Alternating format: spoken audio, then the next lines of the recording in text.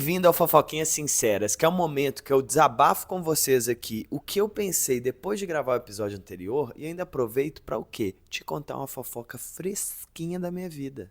No último episódio a gente falou de luto. E cara, é um assunto que ele é difícil por si só, por N razões, né? Ele é difícil porque envolve sentimentos muito profundos, e ele é difícil porque a gente não fala sobre luto, então a gente não sabe falar sobre luto. E aí, menino, depois de assistir o episódio, eu percebi que eu não falei muito sobre os meus processos de luto para vocês. Então, o que eu vou fazer? Eu vou trazer aqui para vocês alguns processos de luto que eu vivi, que eu acho que pode ajudar quem estiver passando por alguma situação parecida, e já começa a quebrar um pouco esse rolê da gente não falar sobre luto, né? Vamos falar, então vamos falar.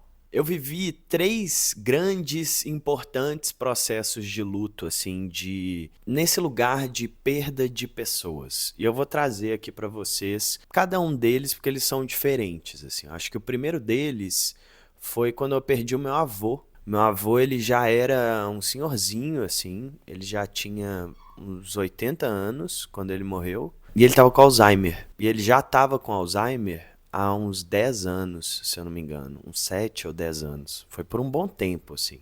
E aí, como é que foi, né? Porque eu tinha uma proximidade muito grande com meu avô, ele era uma pessoa que eu amava muito, sabe? Que a gente tinha uma relação muito especial. Só que eu sinto que o luto com ele foi em fases. Primeiro porque ele morava em BH, aí eu mudei de BH. Primeiro porque ele morava em BH e ele mudou de BH e foi morar em Natal. Então já teve um momento de distanciamento muito forte do meu avô, porque ficou longe, né? Então eu não conseguia ver ele mais com tanta frequência. E aí, depois de uns anos que ele estava em Natal, ele começou a adoecer. E cara, é isso, né? O Alzheimer ele não tem cura. Então, a partir do momento que começa esse processo de avanço e tal, você já fica meio, putz, essa situação só vai piorar, né?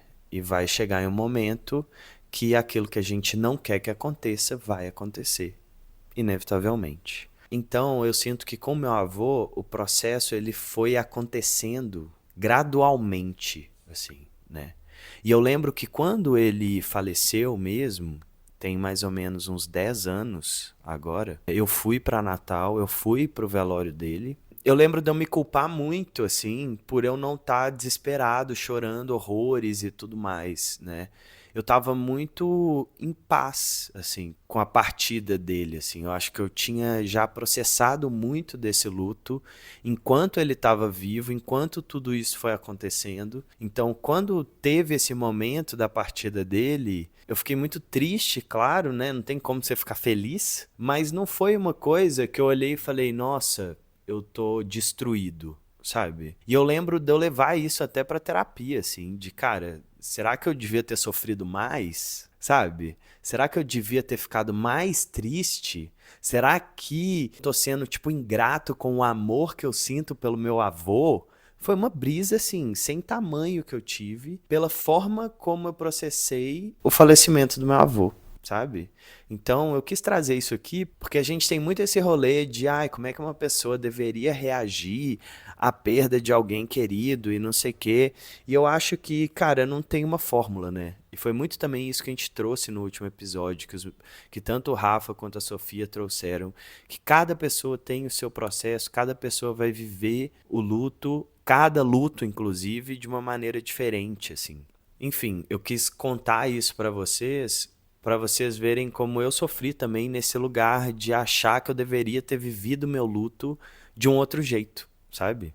E aí, menina, teve um segundo luto grande, assim, na minha vida, na minha família, que na real foi antes do meu avô, que eu devia ter uns 14, 13 anos, mais ou menos, na época, que foi quando eu perdi um primo meu.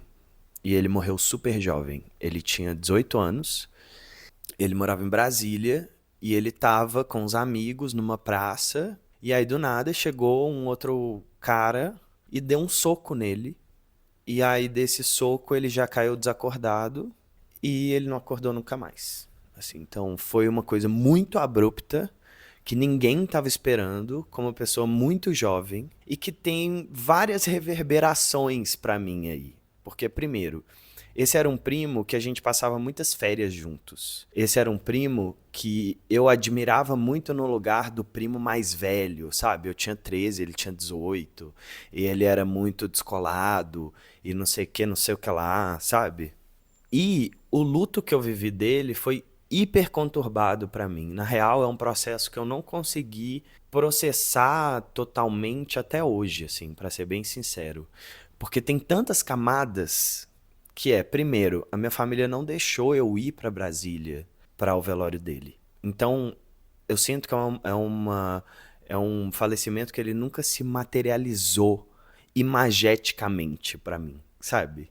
Tipo, eu sei que ele não tá mais lá, eu sei que ele não mora mais em Brasília, mas eu não tenho essa concretude, sabe? Porque eu não vi, eu não tava lá, eu não vi ele num caixão, eu não participei de um velório, eu não vi um enterro, sabe?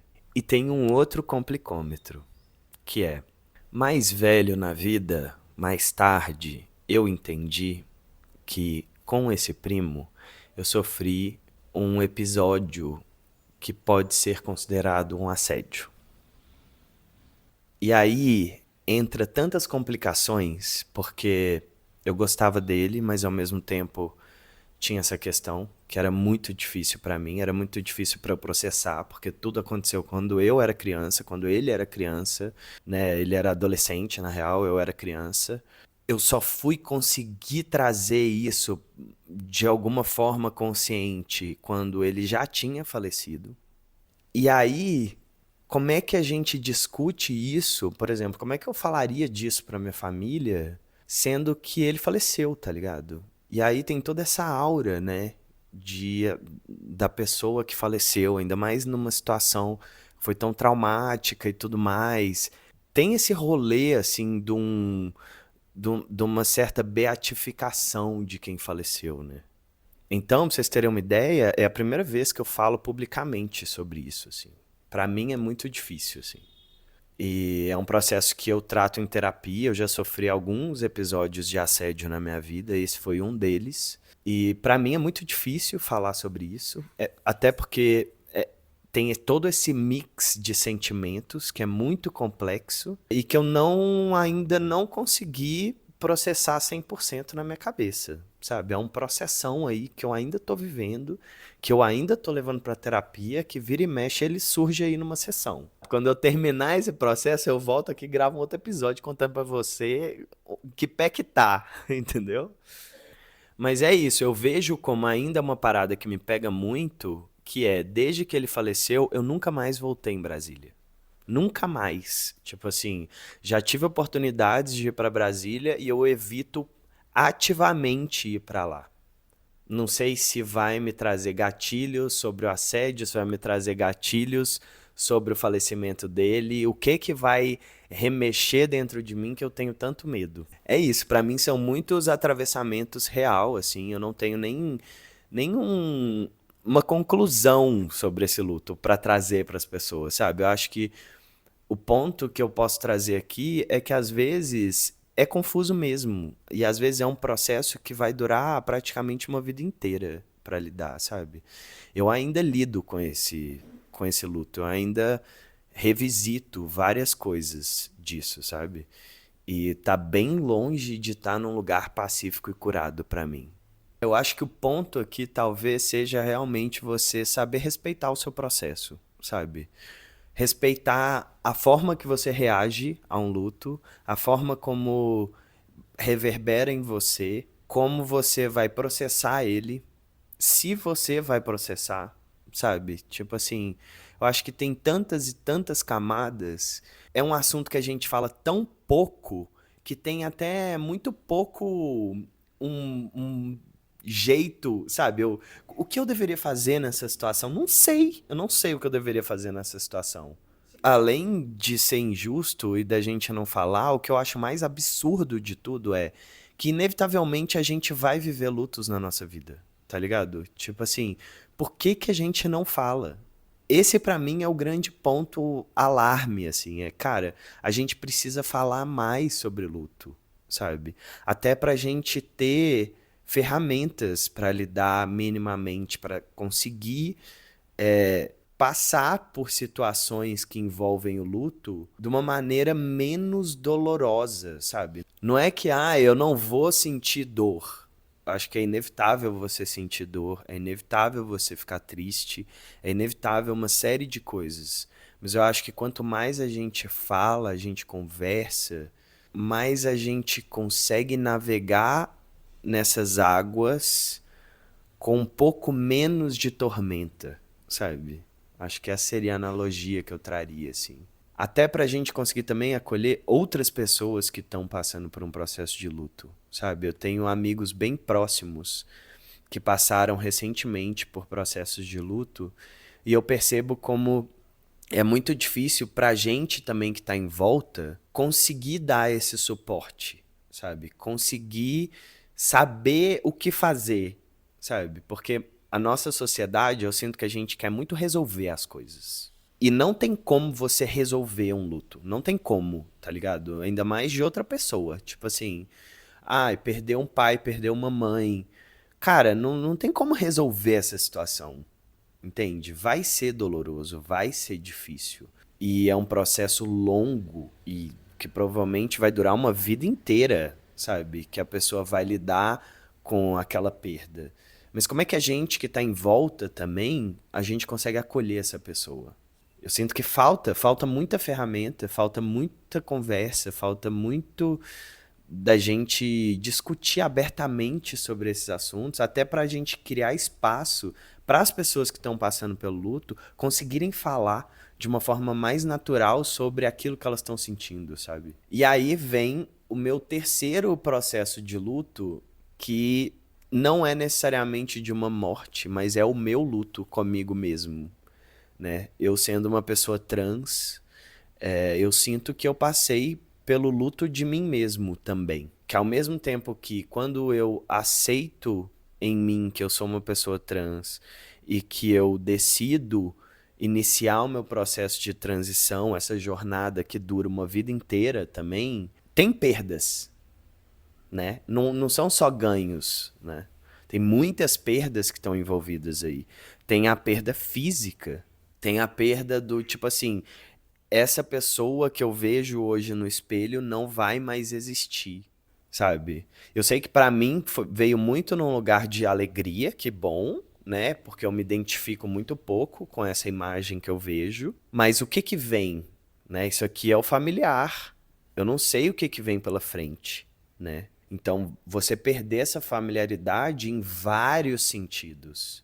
De às vezes você perder amigos, você perder relações familiares, você perder trabalho, você perder muita coisa. Então, a transição também me trouxe um processo de luto muito grande dentro de mim mesmo, comigo mesmo, assim, uma coisa super eu envolto por mim, sabe?